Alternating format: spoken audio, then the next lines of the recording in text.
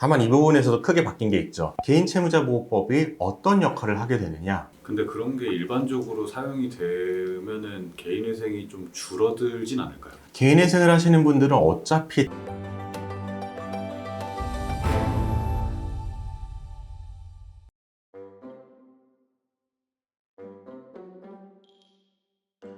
개인 채무자 보호법이나 뭐 여러 네. 정책들이 조금씩 바뀌면서 네. 요즘은 신용카드 연체되면은 어떤 식으로 진행이 되나요? 다들 잘 아시겠지만 한 번 더 정리를 해드릴게요.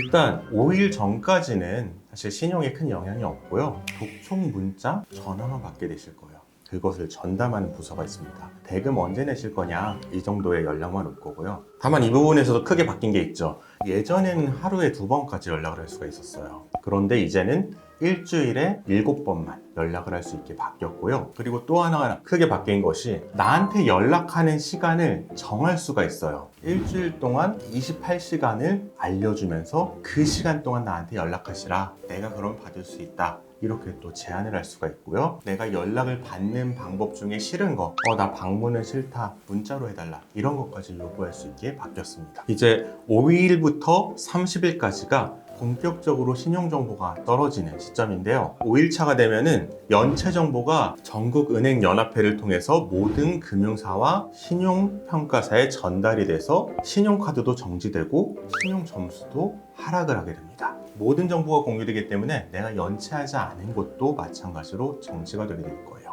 하지만 다행히도 이 기간 내에 미납금을 내게 된다면 연체 정보는 사라지게 될 거고요. 이렇게 연체 정보가 사라지면 신용정보 하락도 다시 회복이 되니까 그 부분은 걱정을 안 하셔도 됩니다. 그런데 이 부분에서 아직까지 사례는 없지만 개인채무자보호법이 어떤 역할을 하게 되느냐. 개인채무자보호법상 채무자는 채무 조정을 요구할 수가 있어요. 채무 조정을 요구한다는 거는 원리금을 깎아달라는 거라든지 분할 납부를 하겠다는 거라든지 아니면 변제기를 나중으로 미뤄달라, 이런 내용의 채무 조정을 신청할 수가 있고요. 이 채무 조정을 신청하면은 그 기간 동안은 신용정보가 하락하지 않겠죠. 신용정보가 하락하지 않으니까 다른 금융기관에 대한 신용은 그대로 남아있을 거고 카드도 사용할 수 있고요. 그러면 내가 항상 채무 조정을 요구하면 되는 거 아니냐라고 할 텐데, 채무 조정을 요구하면은 카드 회사는 10일 내에 나한테 그 응답을 해줘야 돼요. 당신 된다, 안 된다. 이 응답에 따라서 다시 연체가 진행되고 신용정보가 하락할 것인지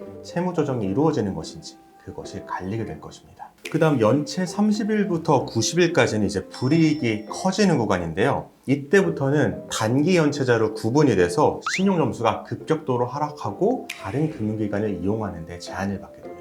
이때까지는 가지 않는 게 좋아요. 마지막으로 연체 90일을 넘어가게 되면 신용의 낙인이 찍힙니다. 이게 무슨 말이냐면 장기 연체자로 등록이 돼서 그 기록은 5년간 남게 됩니다. 확실히 그 개인 채무자 보호법이 들어오면서 많은 것들에 영향을 좀 주네요. 네, 정말 많이 영향을 주고, 제가 오늘 그래서 채무조정을 신청해 보려고 신한카드 앱에 들어갔어요. 앱에 들어가니까 추심 목록에 채무조정 탭이 있고요. 채무조정을 누르면은 제 정보를 인식해서 채무조정을 해주는 그런 메뉴가 설치가 되었습니다. 채무조정 대상자가 아니라고 다행인데, 만약 연체 상황이시라면은 정말 쉽게 채무조정을 할 수 있도록 정부가 힘을 써서 시스템을 갖춰놨으니까요. 그 부분을 잘 활용을 하시면 연체 위기에 몰려서 신용정보가 하락하는 일은 좀 막을 수 있지 않을까 생각을 해봐요. 아직은 사용하시는 사람이 없고 그래서 그런 사례도 없는데, 먼저 채무조정을 요구해서 신용정보 하락을 막는 거는 굉장히 좋은 거기 때문에 1, 2년 지나면은 일반적으로 사용하는 그런 제도가 되지 않을까, 그런 기대도 저는 해봅니다. 근데 그런 게 일반적으로 사용이 되면은 개인회생이 좀 줄어들진 않을까요? 개인회생을 하시는 분들은 어차피 다중채무자예요. 하나의 금융기관에 대해서 채무를 가지신 분들은 거의 없어요. 그렇게 채무 조정을 하시는 분들과